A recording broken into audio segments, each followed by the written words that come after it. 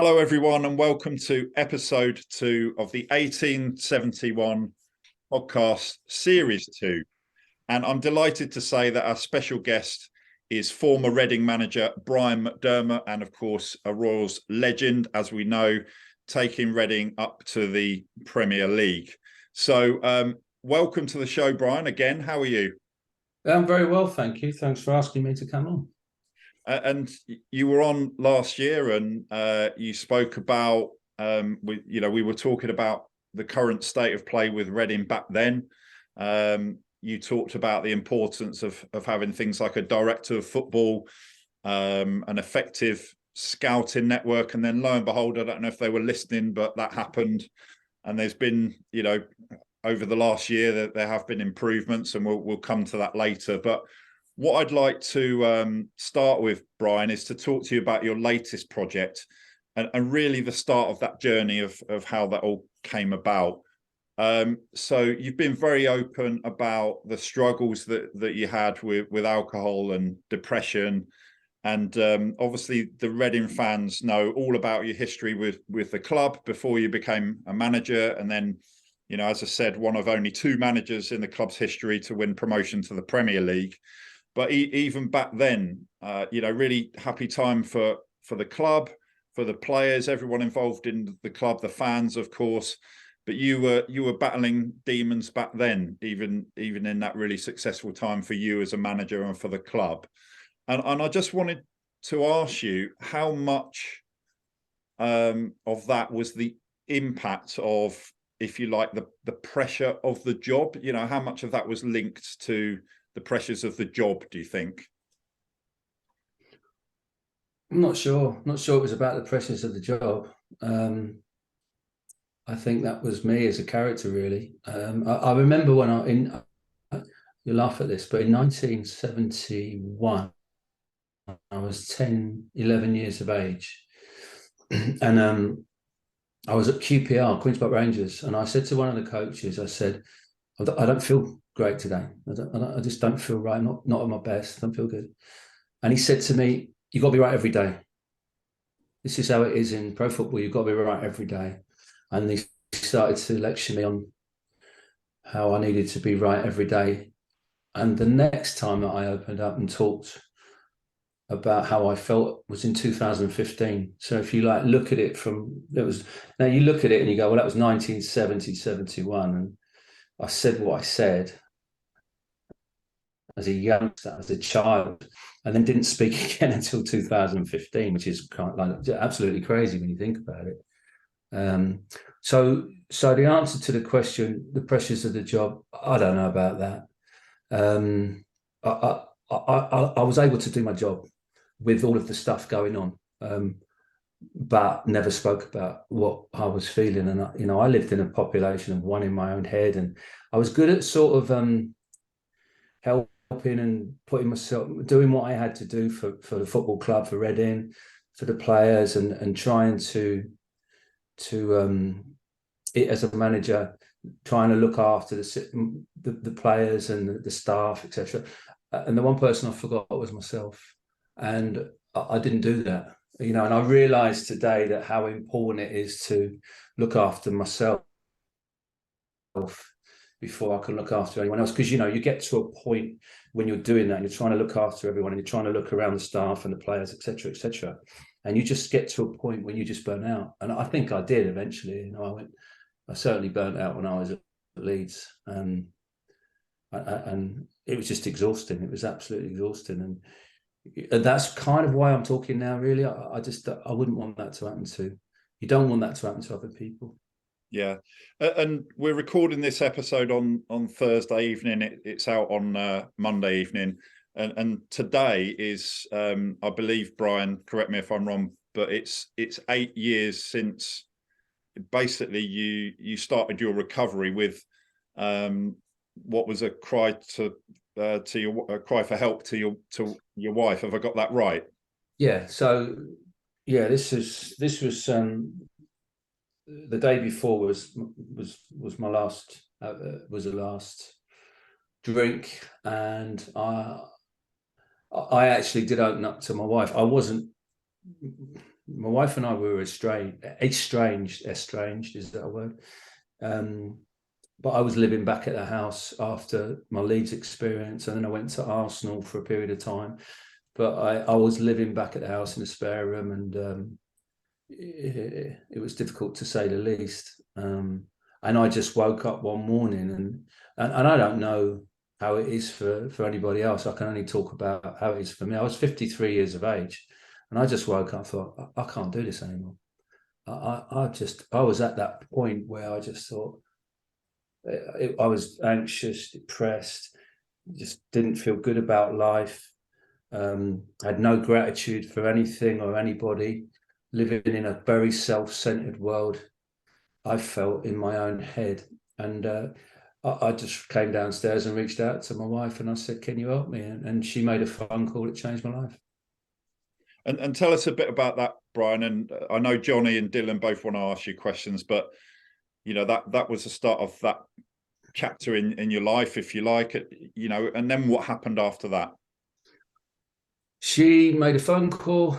I got a phone call from somebody else, and they left a message on my answer phone. And the longer the day went on, I remember that day, the more I thought, I can't do this. I cannot do this. One, I didn't want to stop drinking, and I just thought, God, this is what I've got. This is my social life. This is everything, and this gives me pleasure. But it hadn't been giving me pleasure for a long time. It had stopped working for a long time. I used to take alcohol to numb the pain of defeat, for example, or whatever it was. And but to be honest, the problem was, in the end, for me, a win, a draw, or a defeat was the same. Because if you drink after win, lose, or draw, you feel the same. You feel that numbness, and it's just a numbness. And actually, alcohol numbs joy. It numbs happiness. It numbs sadness. It numbs pain. So it numbs everything, and you kind of like numb constantly. I think I've used the word numb about 5 times there, but that's the word. So look, someone rang me. I eventually rang the guy back. And I met him and I went to a meeting. It's a 12-step program meeting, and I've been going to those meetings for the last 8 years. And I've learned how to live my life, and I've got a bit of peace. And that's all I ever wanted, really. Towards the end of my time, all I wanted was good night's sleep. It wasn't walking out. It wasn't about winning at Anfield. It wasn't walking out at Wembley. It wasn't about. I tried all of these things, which I thought was a fixer. And a big thing for me was to try and be a Premier League manager, to fix how I felt about myself, not feeling good enough, and that sort of imposter syndrome. And even when I took over at Reading, I always thought, oh, I'm not sure the fans want me, and they want someone else, and they want a bigger name, and it was constantly going round and round, and it was so hard. It was really hard, especially because you're not speaking to anyone about it. And you, before I come to Johnny and Dylan with their questions, just summarise, where that journey has brought you to now, Brian, with how you're trying to help other people with the presentations that you're doing. Talk a little bit about, how that works, what it is, and what actually that looks like. I'll tell you how it looks today. I mean, I've got my wife back, and we're like 37, 38 years together now. And, I met her when I was like 19. And I'm blessed that she's took me back. I've got my 2 daughters. I've got a granddaughter, who are amazing people. My 2 daughters are amazing. I'm very grateful. I didn't lose everything. And I've seen people that have lost absolutely everything. I didn't. I decided last year, actually, to start to come out and talk about this. One of the reasons I did is I saw Scott Davis do a presentation at QPR, and he did an amazing presentation, and he was one of my players, and he was talking about gambling, and he's in the public domain, he has been quoted openly, so I can talk about it. And he blew me away, and I thought, wow, this is incredible. And I told him I had a story, and he sort of encouraged me. And then I spoke to Paul Stewart. And Paul Stewart obviously played for England and Spurs, etc. Played in the cup final, and and I told him a little bit of my story, and he said, "You need to talk about it. You need to bring it out into the public domain." And I started to do that. I practiced a couple of things, and yeah, I kind of felt free, if that makes sense. I felt free of the sort of, there's a kind of stigma about it, and I felt free. I felt free because I was able to talk about it, and that's why I do now. And if someone needs a hand, if I can help someone, I'll try and help them. And I do. I did a presentation in Reading. Sorry, Dylan, and Glenn Denning, the guy from A Blue Collar Corner. He said, "Oh, we'll do a presentation," and I thought, "There's no way we'll be able to sell these tickets for this." And we sold 3 nights, and I was blown away. And the people were so lovely. It was just 3 really, really fabulous nights. Really. Sorry, Dylan. No, just going to say, Brian. I mean, I think I'm honoured. I'm absolutely privileged that I'm able to talk to you now, and especially from last year. We speak quite often on WhatsApp now, and on LinkedIn, and it's you don't know that people are going through these stages. And I remember, I blew my first year's pro at Sheffield Wednesday because I became a party animal at 17 years old. I was going to concerts with the Human League and M17 and ABC, and I was a footballer without playing a game. And it didn't get as bad for me then as an 18-year-old, but now when I was not working for the past 4 months, I was living in a place called Durban, in Umslanga in Durban, which is kind of like a holiday resort on the Indian Ocean, and the temptation to keep myself busy, to keep myself motivated, was go to the pub and sit with all the ex-football guys that played, back in the 80s when I was here in South Africa, and a lot of expats, are all in the 60s, 70s, talking and watching football. And, I could have got sucked into that, and I actually didn't, because I tried to keep away as much as I did. But I can imagine what you say. You don't think about yourself. You think about other people.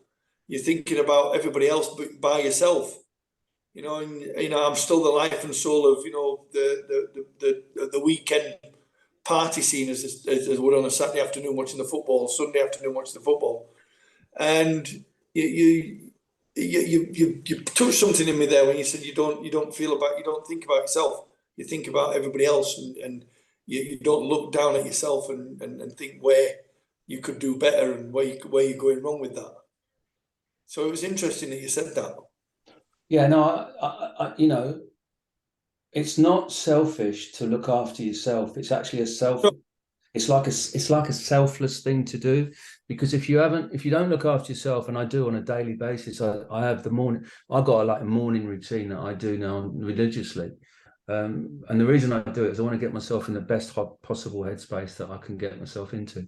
And then if I need to, and then I can go and do my work and do what I need to do. And that's really, really important to me now. And I'm religious. I'm disciplined in what I am, because without any discipline, I get no peace. And every morning is the same. I do my meditation. I do what I need to do. And I might ring somebody else who might be struggling. I might be, I have people that I look after as well within the program that I'm involved in, and I can speak to them. But the clear message from myself to me is if I'm in a situation where I'm going through a bit of a dark spell, is to pick the phone up. I could never think my way out of a problem, and that's for me really sort of important to know that if the more that I think about my problem, the more that I give my problem the energy that it wants. Wow, that's I mean, to keep myself, out of that kind of, I don't know if you can call it a zone. I used to walk 16 kilometers every day, and I used to walk down the beach, which was amazing. It was 32, 33, 34 degrees, fantastic. And then I'd walk back through town, and I'd make sure that I got my headphones on and I was listening to music, to keep myself, you know, motivated to not get dragged into the daily of going to the George, you know. Yeah. I'm actually advertising my hat today. You know, it was a place where I could easily have just got trapped into where a lot of people are in South Africa. So mentally, like I say, you have to keep yourself busy. I got robbed at gunpoint on Boxing Day in a very posh area of Durban, which was terrifying, you know. And had I not had my wits about me, you know, maybe I'd have been, you know, a bit brave and said, yeah, you know, you're not taking my phone, you're not going to steal off me.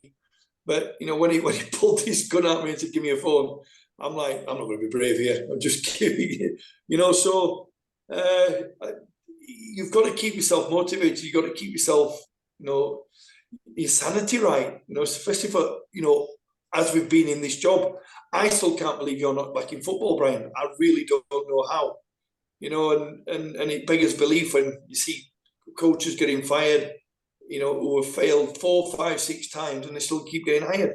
And here I'm sat with you, one of the most successful managers for Reading Football Club, especially Reading Football Club, that, you know, has got so much to offer, but, you know, and you can't, I don't know how or why no clubs, you know, taking that person into a football club that's going to be beneficial to the team. Yeah, it's funny actually, because for me it's not about getting back in football. The work that I'm doing now gives me so much purpose. I love what I'm doing. You know, I mentor managers and coaches. I do a little bit of scouting and put 1 or 2 young players into different pro clubs, which gives me so much joy. And I can do a presentation and stand up in front of people and tell my truth. And it gives me unbelievable purpose. So I don't really look at it and say about, you know, I wouldn't take a job in football unless it had to be absolutely nailed on for me as far as, yeah, this is how it's going to work. I remember in 2009, and when I got the job at Reading, everything was in place. You know, we had an owner that was great. We had a couple of on the board. We had Nick Hammond, director of football. We had a scouting department. We had a good team. We had a good bunch of lads. We didn't have a lot of money, but we knew that, and we knew we had to deal with what the restraints were, and that was how we were at Reading. And it was lovely. It was just, and it was a joy. So moving to where I am today, I kind of like think to myself, do you know what? I feel very grateful to be able to go out and reinvent myself, if that makes sense. Yeah. Johnny, I know you wanted to ask Brian a couple of questions, because you can relate to this, can't you? Because you've helped people with similar types of situations, haven't you? Yeah, and I've spoken to Brian a lot as well. You know, he does himself a disservice because he's so humble that the fact that all the Reading fans, you know, go into the blue collar, it's because we relate to you, Brian, as a fan, as a human being, because you're very humble, you're very as you are. And I think that's what, you know, you were as a manager, as a person. And, you know, without getting too emotional, it means a lot to us. You are what you are. You know, you don't, you know, Jose Mourinho throwing things around. You're just you. And you telling your story, which, you know, for men like us that don't talk, you know, that's the whole problem, isn't it? We go around in circles. And, you know, for you as a figurehead of Reading to come out and tell your story, it relates, I'm sure, to so many people that are going through their own struggles as well. That, you know, we're all different worlds, and I'm sure, you know, we wear a mask as you did as a footballer, as I've done as a nurse. You put the cover on, I'll be fine. Don't worry about me. You go and help others, and that's something that's got to change, isn't it? And what, like, if you know, if somebody's listening to this now and is struggling, what would you say to them?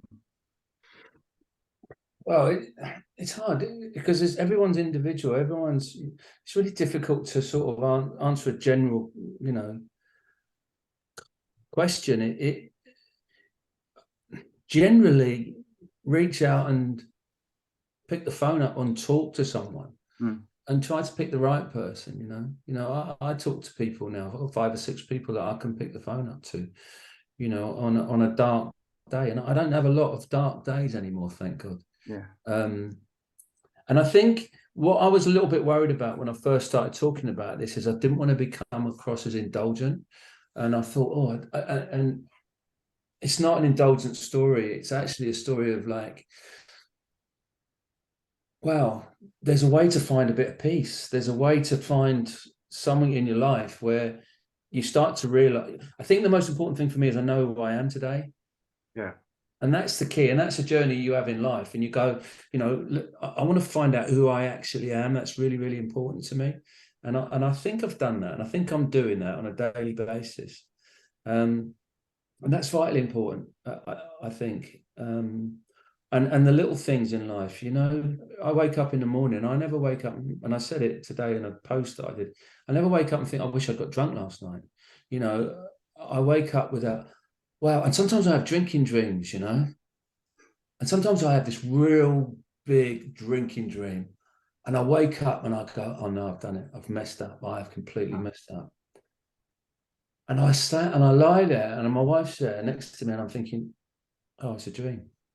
And the relief is just tangible.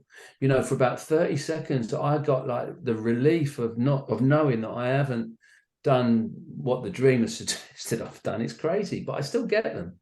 And I'm 8 years sober. I still get these moments when I have these dreams, which is strange, really.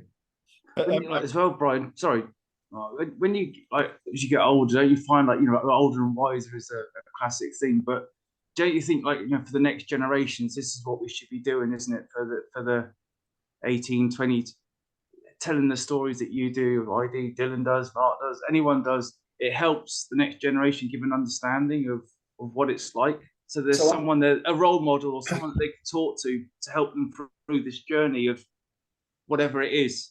Yeah. Because it's a horrible journey, isn't it? Sometimes it's difficult. Sometimes it's really challenging. And I thought life was all about resentments. I thought life was all about the not good stuff. Now I realise there's a lot of good stuff and there's a load of good people. And I think that's important to say that. I'm surrounded by great people now. And I've always been fortunate with the people I've had around me. I've been lucky. Maybe I didn't see it enough, but I appreciate them now so much for what they are and who they are. But the message is so important. Lived experience for me is really, really important. To see someone standing up there talking, and it doesn't matter who it is, talking about their lived experience and actually coming through a time of adversity is so important. The thing is, if I was still going out and I was still drinking and I was in a really bad place, I haven't got a story. My story is not what you want to hear. My story is the good bit about my story is the last 8 years. And that's the key, finding a bit of recovery. How did you do it? Going to my meetings that I do, doing my meditation, I do a gratitude list on a daily basis. I do a journal and I write my day and what it looks like. I plan my day, all little things. They're not particularly complicated and it's not stuff that you haven't heard before. It's everything. But I hadn't heard it 8 years ago. Yeah, and as you know, Brian, I was contacted recently by a Reading fan, Dale Bradley. So he heard you were a guest, and he actually contacted me, and I've been in touch with him before. And he said, "Look, I saw your post that Brian's going to be a guest," and he asked me to ask for your advice on his behalf. And you've kind of already answered his question, but I'll talk about Dale and his situation and what happened with his dad as well, because that's relevant. So Dale, he's a Reading fan. He's in his late 30s, and he contacted me and he said, "Look, the reason why I want to kind of, get Brian's take on this is that since the age of about 17, he's had a struggle with alcohol and drugs, mostly cannabis, and his dad, Sean Bradley, MBE." Was his father. He actually passed away after his own struggle with alcohol. And Dale, as you know, he says that when you took Reading up to the Premier League, he was in treatment for his addictions at that time. And he says that you gave him so much hope and strength at that time.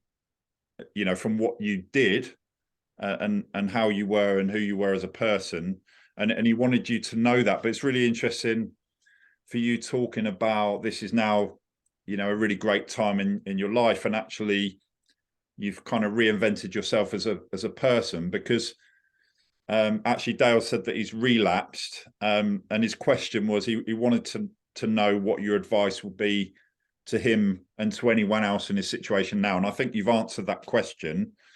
And I you know, from my own personal experience, if ever I've had down days and I've spoken to someone, it's just having someone there who kind of understands, whether it's my mum or whether it's, you know, a friend. And I think just offloading, that's part of it, and just speaking to someone and sharing it, and then you get that evidence that it's not quite as bad as you thought it was, and it helps you get it into context. So I think, you know, Dale said, what would be your advice to somebody like him who's still struggling? I know you've been in touch with him, and it meant a lot to him. So that's his question, which I think you've answered. But if you want to sort of give any other advice to anyone who's in that situation, Dale and anyone else, and also does the fact that Dale reached out to you, you know, and he said to me, and he said to you, he's really grateful that you've spoken to him, and you know that's the start of some help for him. Is that kind of is that sort of like your purpose now, do you think? Yeah, well, look, if someone reaches out to me, I want to help them, and that's important. I can't fix anybody. I can't give people advice. I can only talk about me. I can talk about my journey and how it was for me. I can't tell anybody this is what you need to do. You know, I can say this is what I did. I did this, this, and this, and I've not had a drink for 8 years. And all of a sudden, what came with me not drinking was a lot of stuff. Like, you know, I started to know what unconditional love looked like. I started to get a bit of peace in my life. I started to sleep at night. There's lots of different things that I didn't expect that came my way. You know, I started to live a life that was a bit different to what I lived before. So, yeah, the most important thing I think that I did was to reach out and start the process, because you know you can't get better without starting, without doing something. And I think the key is to do something. Generally, it's to reach out and have a conversation. I mean, I spoke to Dale a couple of times. He's a lovely fella, you know, and we had a conversation, and I told him what I did and what it was for me and how it was, and then Dale's will do what he's going to do, and I wished him. I know that if he does what he has to do, he's going to have a lovely life in front of him. He's 30 odd years of age, you know, and there's such a lot of joy in life, and you know, I couldn't see that for a long period of time in my life. And Dylan, have you sort of had any experience in terms of any players that you've played with or you've managed that, you know, have come to you and sort of been dealing with any struggles or any issues, that the sort of thing that Brian's been talking about? Have you had any experience of that yourself? In Africa, it's different because it's all about, you know, why they're not playing, and you know where they're going to be in the next year. You know, so the biggest regret is not calling Speedo and asking how he were, you know, all those years ago. You know, you never expected it, you know, to happen in a million years. You know, where he were in his football career, you never saw that, and obviously, that's one of the biggest regrets ever. You know, not being able to, you know, say, call him and say, "You're right, Speedo. What are you up to?" You know, and you're dealing with different things in an African continent of football, because it's all about, you know, what they can earn and how much they're going to earn in the career, in the short career here. So I've had 3 people that have had problems, and unfortunately they've passed away. 2 very, very close friends. Again, you don't see it. You don't see anything. You don't see any signs. And then you get the phone call, and you think, well, could I have done this, and could I have done that? And everybody's got a demon inside them, and my demon is my football.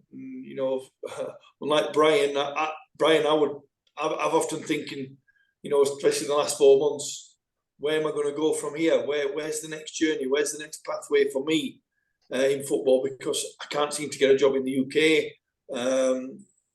My options were Rwanda, possibly going back to Vietnam, and I actually thought to myself, and I actually spoke to my mother was my soundboard, but she's no longer here with us anymore. So I could never speak to her, and I never spoke to anybody. I kept it to myself, and I found that how I dealt with that was, walking and listening to music and being happy, and then obviously this job came out of the blue. Didn't expect it, didn't want it. The chairman called me, and I'm back where I want to be. And for 4 months, I didn't know if I wanted to be there. So I felt a bit trying to find myself to a point where, did I want to be in this football world again? So it's been interesting to listen to Brian. He's found himself, and I like that. And I'm so happy you have done, Brian.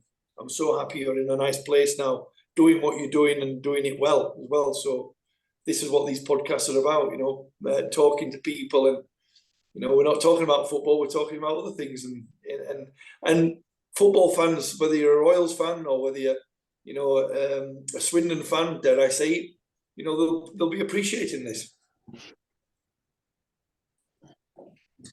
And Brian, can I ask you, moving forward for sort of this year, what are the plans to sort of carry on, what you're doing?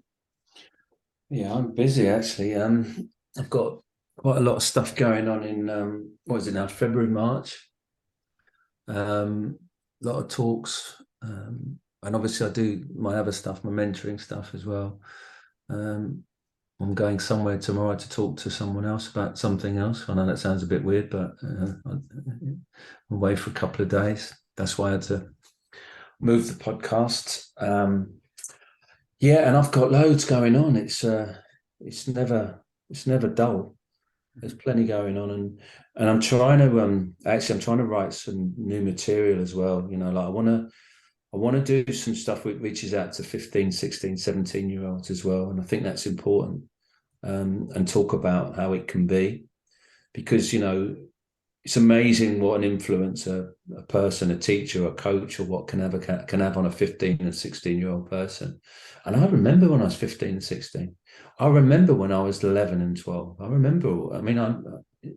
an old man now, but I remember it. I remember those times, and I thought, wow.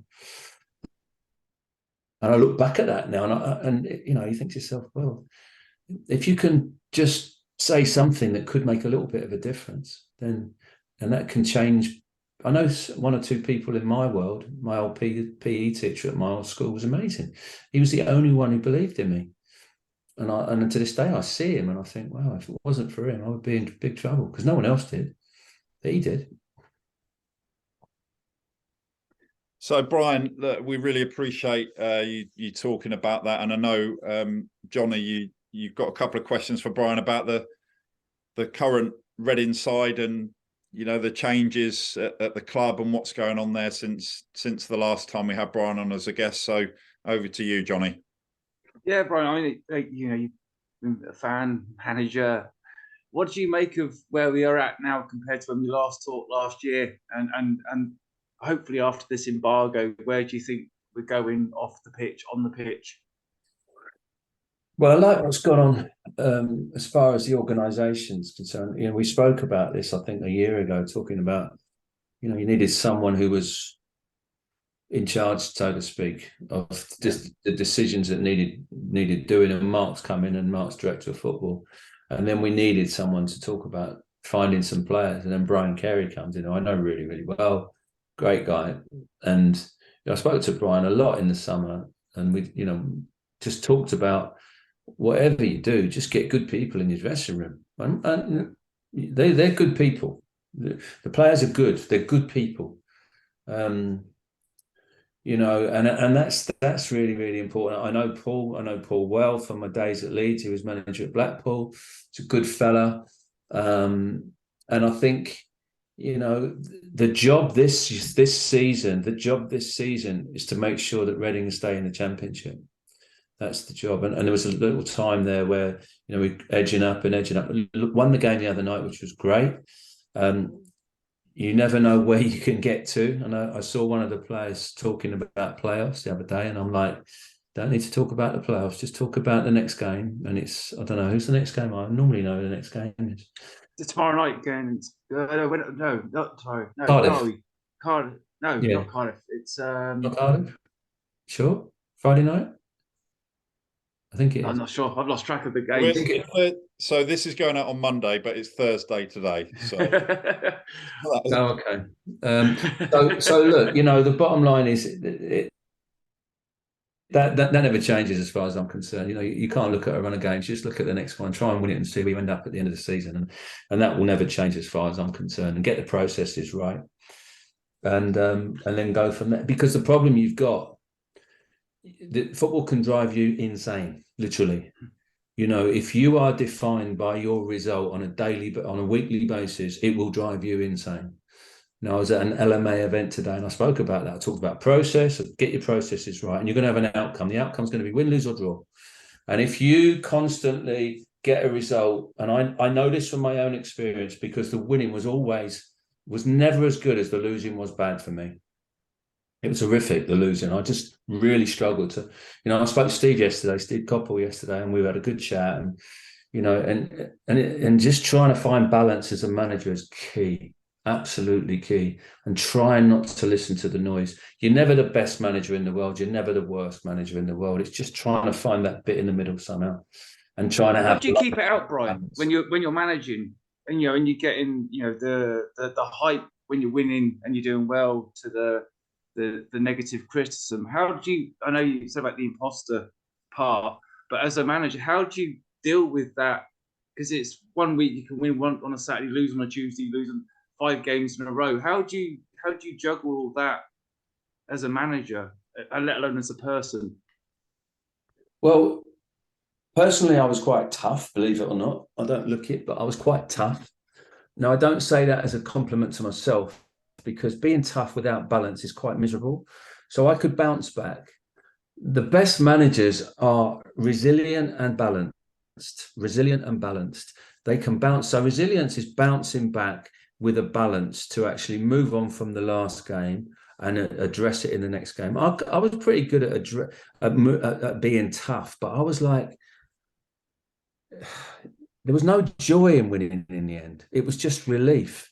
And I heard this with a lot of managers, and Dylan, I don't know what your view is, but you get about 20 seconds of absolute adrenaline. The whistle goes, 1-0 win, mate, that's it. And then you move on, and then you've got to go to Nottingham Forest on the Tuesday, or to wherever you've got to go, and you try and get another result. So it's a relief thing, really, more than anything.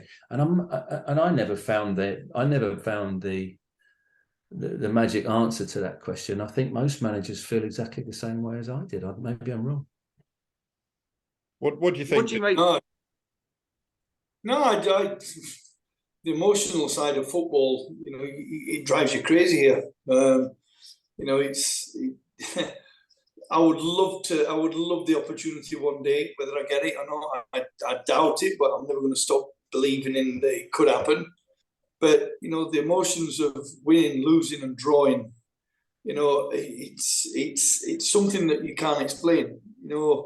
I've learned since my Swallows episode when I left in October. I've changed my perception quite a lot of how I react now to losing, which used to drive me mad, because it wasn't the team selection, it wasn't the tactics, it wasn't the structure, it wasn't the values that I was trying to bring into the squad. It was other people, and it was off the field people, not on the field people, that affected the result. And you know, it would end up with me literally not sleeping because I was trying to fix something that was unfixable, because it was nothing to do with me. It was to do with money. It was to do with the club structure and wages. Basically, players not getting paid, and as professionals, you know, you expect to be paid. In Africa, they have to support so many people in the families that if they're not getting that money, then the family's struggling, and that's something I had to deal with. But emotionally, when you win that game, there's no better feeling in the world, you know, especially when you win against teams that you're not supposed to win, you know, and obviously the same when you lose games that you shouldn't be losing. You know, it's it's a different feeling, and you know, Brian's had more. I mean, I would love to be in charge of Reading Football Club and promote them to the Premier League. That would be, you know, I cannot imagine how Brian felt that day. I know how I felt when we won the championship in 1995. 1993. I know how I felt. So you get a buzz from it, but there's also the other side of it, that when that buzz is finished, you come back to reality and you have to start again. So I hope that makes sense, Mark. Yeah, absolutely. And Johnny, have you got one final question for Brian before we sign off?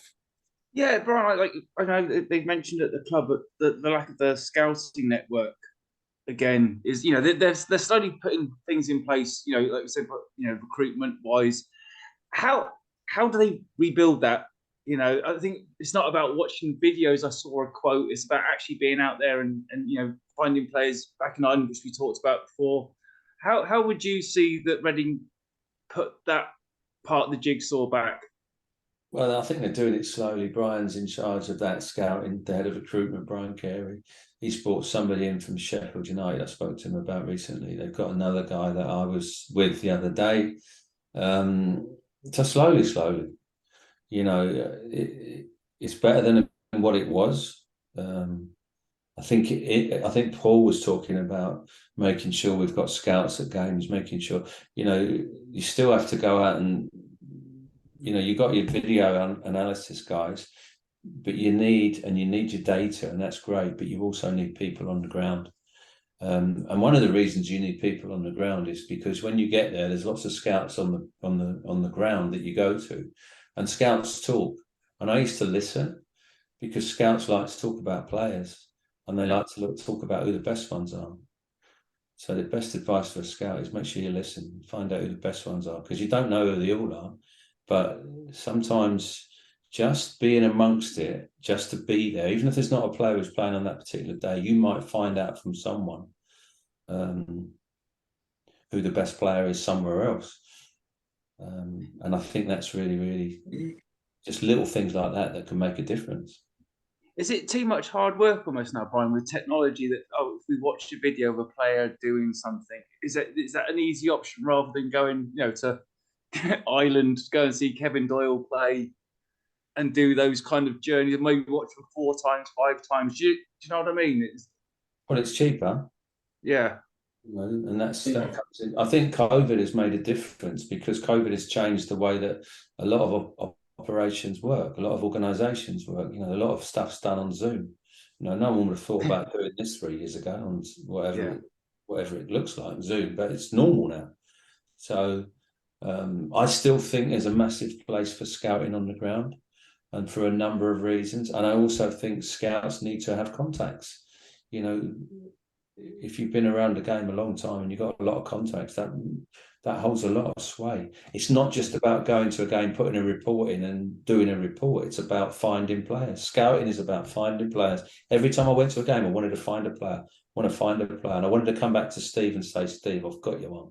And I've done that a few times, you know, and said, look, and I was absolutely certain in my own mind, before I delivered that player to Steve, I was so certain that it was the right player. I wanted to be absolute. There was no grey areas. I was so sure. And he knew I was sure. And that gave him the confidence to do whatever he had to do and sign a player. Or is that just a gut instinct, Brian, with you as a football person? You go watch a player and go, yeah, that will work. It's a part of the team. Yeah, it's a gut instinct, but also doing your work, doing your homework, finding out about the player as well. And I know enough people to know who knows that player, you know, who he's playing for, maybe the manager or maybe the coach or maybe a relative or whatever, you know. And then when they come in, I used to take some of them. I used to love, you know, we had certain players coming. I remember my wife and I took Andre BK's wife to, I think it was Waitrose or something in Reading, about 9 o'clock at night. She didn't know where it was. So I said, Sarah, I said to her, we'll go shopping? And I didn't particularly want to go shopping, but it wasn't about that. It was like, let's go shopping with this lady to help her acclimatise. That was a joy for me. You know, picking up the boys from the airport was a joy. You know, I love doing that sort of thing. That was really, really important. And I didn't have to be told to do that. I just wanted to be amongst that, because I knew that happened to me in Sweden in 1986. Someone really looked after me when I was playing. Yeah. And I'll never forget it. This guy really looked after me. I thought, one day I'll be able to do that for someone. It means a lot, doesn't it, for someone that, you know, you feel part of something then, don't you? You're not just a player, you're a part of a family or a community. Well, it's like everything else. If you go to a reception in an organisation, the first person that you see at the reception is the lady who greets you at the reception desk. And if she's not very good or not very happy or very grumpy, then you get an impression of the organisation. Mm. So, you know, I went to a company in Dublin 2-3 weeks ago, this company called ESB Electrical Company, and this lady greeted me, and she was so lovely. Yeah. And I thought, wow. And I said it to her in the presentation. I said, you make sure you come into this presentation. She just greeted me, and it was just so, she was so nice and so calm and so kind. And that was the impression that she was the first impression I got of that company. I thought, fair play.